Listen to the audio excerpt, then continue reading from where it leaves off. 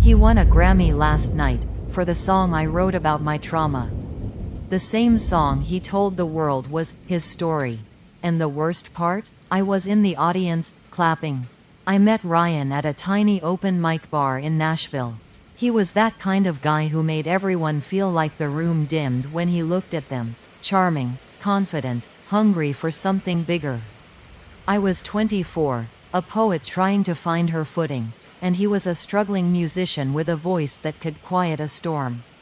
We bonded fast. He'd play guitar on my balcony while I read out my poems, turning my words into melodies. He told me I was his muse. I told him he made my pain sound beautiful. At first, I thought it was love, the real kind, the kind that builds art from ashes. But slowly, it became less ours and more his.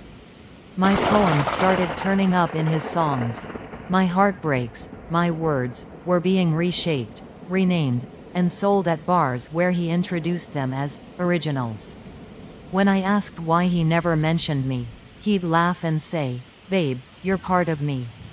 Your words are mine too." I wanted to believe him. So I did, because that's what love looks like when you don't realize it's ownership in disguise. Ryan's career started taking off fast. He got signed by a small label in Los Angeles, and suddenly, our quiet apartment in Tennessee felt like a waiting room for something bigger. He promised to take me with him when he made it, said I'd be his co-writer officially, that we'd make our own studio. He started disappearing more often.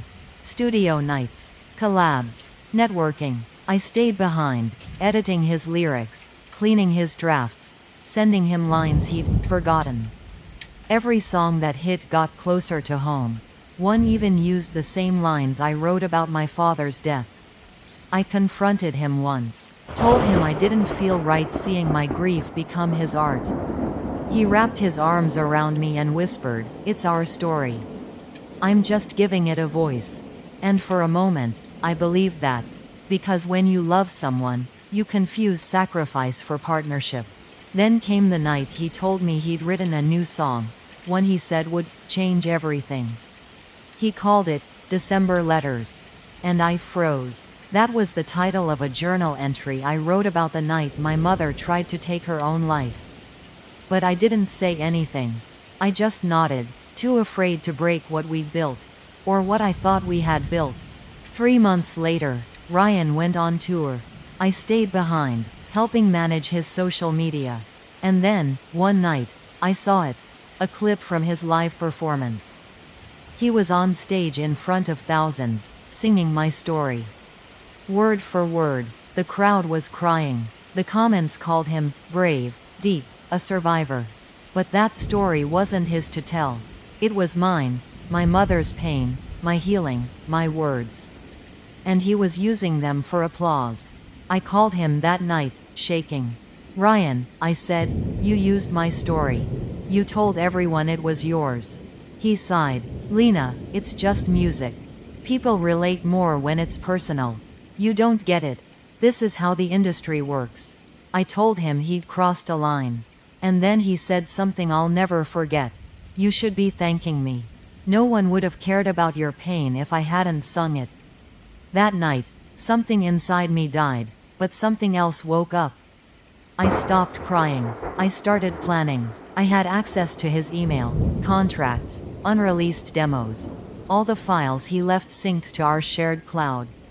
Every lyric I'd written, every poem he'd copied, they were all time-stamped, dated, and backed up.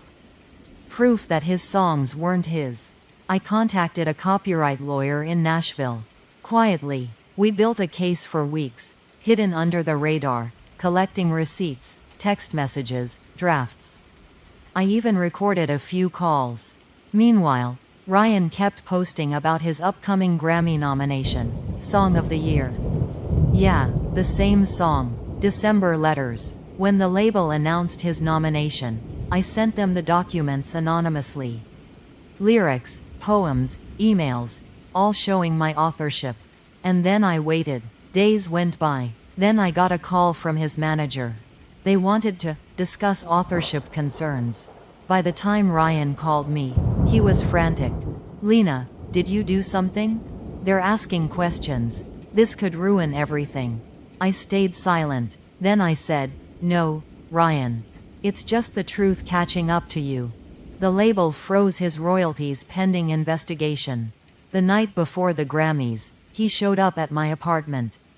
He looked exhausted, desperate, not the confident man who once said my pain was his muse.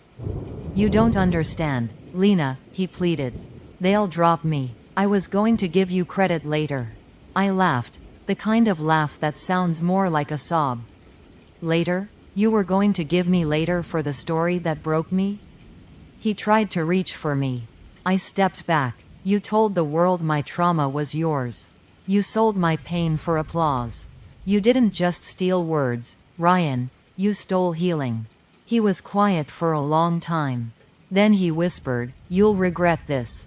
People will believe me. I looked him dead in the eyes and said, maybe. But I'll never believe you again. He left that night, not like a villain, not like a rock star. Just a man whose lies finally sounded like noise. It's been 9 months since the investigation ended. The label settled quietly. I got official songwriting credit and 40% of the royalties for December Letters. Ryan still performs, but not in arenas. Smaller gigs, fewer cameras. Last week, I walked into a coffee shop and heard someone playing my song on guitar. But this time, I didn't feel anger, just distance. Because the truth is, he didn't steal my pain. He borrowed it, and in the end, I took it back. Now I write for myself again. And sometimes, when I look out at the Nashville skyline, I remember what he said. No one would have cared about your pain if I hadn't sung it. He was wrong. They care now, because I finally told it myself. I didn't win, I just stopped losing.